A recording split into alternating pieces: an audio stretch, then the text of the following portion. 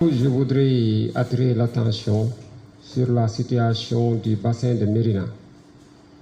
Parce qu'à la suite de la visite du ministre de l'eau et de l'assainissement, la dernière, effectuée le 14 mai 2026,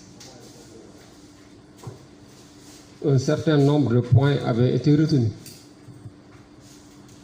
notamment la réalisation de travaux de drainage du bassin de Mérina vers les anciennes vallées. Jusqu'à présent, ces travaux n'ont pas encore démarré.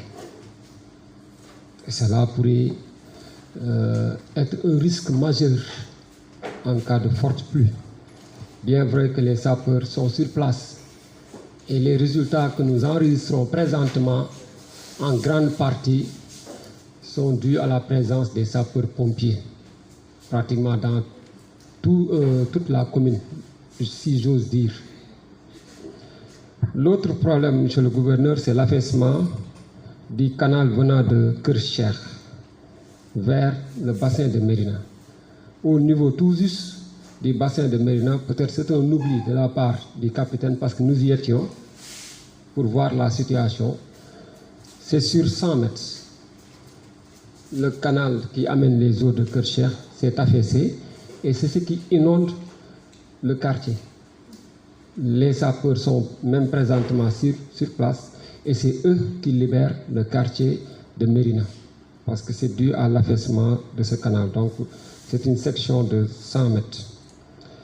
La situation de Pikine Paris 3, c'est une zone critique. Nous étions avec le capitaine. Si on parle présentement d'inondation dans la commune de Diourbel, sans parler de Pikine Paris 3, on laisse de côté la situation. Monsieur le gouverneur, nous y étions. Les populations de Pikine Paris 3 vivent une situation extrêmement difficile. Extrêmement difficile. Moi, j'ai mal quand je le dis parce que j'y étais, j'ai fait le tour. Il y a une forte inondation et aucune action n'est menée à ce niveau. Aucune action n'est menée à ce niveau. N'eût été le pompage effectué par les sapeurs sur place et une partie de Paris 3 qui ont une motopompe là-bas et qui déverse sur Ndargoundaou, mais on allait oublier ce quartier.